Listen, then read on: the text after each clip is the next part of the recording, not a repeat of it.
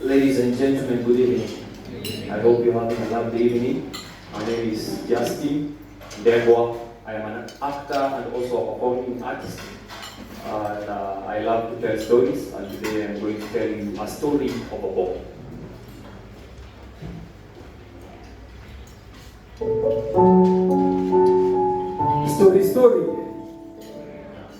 Story. I see a dyslexic boy struggle to read a paragraph of a story in a classroom. I see his fellow classmates make fun of him and laugh. In this boy's mind, he's asking himself a question. Why am I different? What is wrong with me? I see how the teacher looks at him like he's some kind of retard. This teacher definitely has no idea what dyslexia is, and this teacher has no idea what the symptoms are. I see how easily it is for this teacher to call this child stupid. S-T-U-P-I-D. I see how a cheerful boy, a happy-go-lucky lad, an outgoing child turns into an introvert, a depressed boy whose soft eyes have turned into hard eyes that look away every time it is reading time. I see how this boy complains every single day to his parents how things have become so difficult at school. I see how he pretends to be sick so that he can skip school. Even his fellow students cannot play with him hide and seek because they think he's sick, and that's me.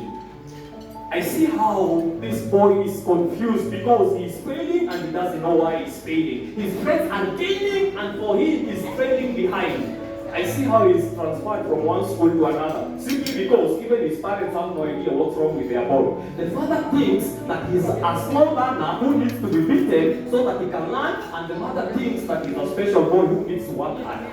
I see how he's happy and cheerful to be transferred to a new school simply because new school means new pupils, new teachers, and that things are going to be normal for him. But I see how his happiness is turned into pain again. I see how this pain is growing inside him like hidden cancer that is growing inside him. I see how his days become bitter and bitter because even his own father begins to beat him up every single day, claiming that akichapo atasoma. Kisa na maana ni kwamba spare the rod and spoil the child. That is how he was brought up, and that is how he's going to bring up his child. So I see how this boy's years continue to move fast. Days become weeks, weeks become months, and months become years, and this boy's life is just filled with tears. I see how even the teachers have been advised by his parents to use the rod so that they can make sense with these boys, so that he can catch up with his peers. But all in all, it ends adding more tears and more fear in this boy. I see how this boy comes to a breaking point, and he decides that enough is enough. So he drops off from school. He drops off from school in his early secondary years, and now he has jumped into alcohol, drinking spirits and beers. The boy is just looking for a scapegoat, something that is going to get him off this reality. And now he is drowning in his own tears little by little, and he's losing his breath puff by puff, and he walks staggering, and he looks up into the sky. The twinkling stars are shining, and he wishes that his end will come. He wishes that God will free his soul and he can rest 6 feet under. So he has lost hope with growth. He has forgotten his way home. His pockets are empty because his parents have stopped supporting him since he dropped out of school. So he's broke, and he's wishing for someone to just cut off his short life with a scissor, and people will applaud on the grand opening of his death. But I tell you, this boy on his breaking point, on this day, he's seated at a kiosk of a cobra waiting for his shoes to be fixed. And then he listens to a story of someone who has gone through the same circumstances as his in a local radio station.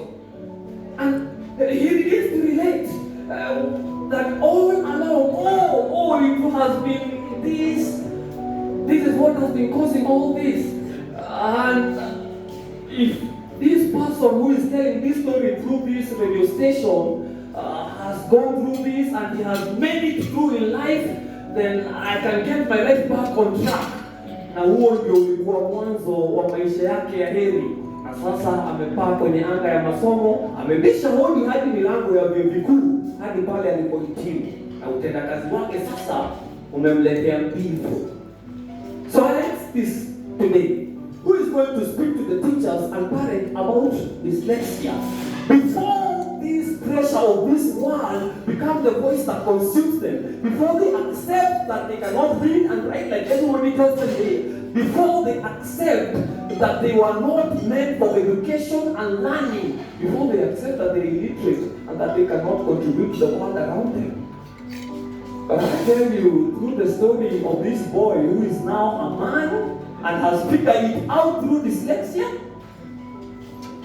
every time it has seemed like the end, I am telling you, you are going to witness things begin. Every time they have told you you cannot do this or that, there will always be new ways that are going to be really on an easy way to do it. So all in all, there's always a way to be okay.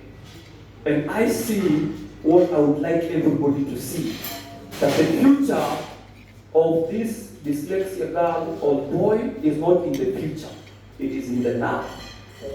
What we have now and what we do now.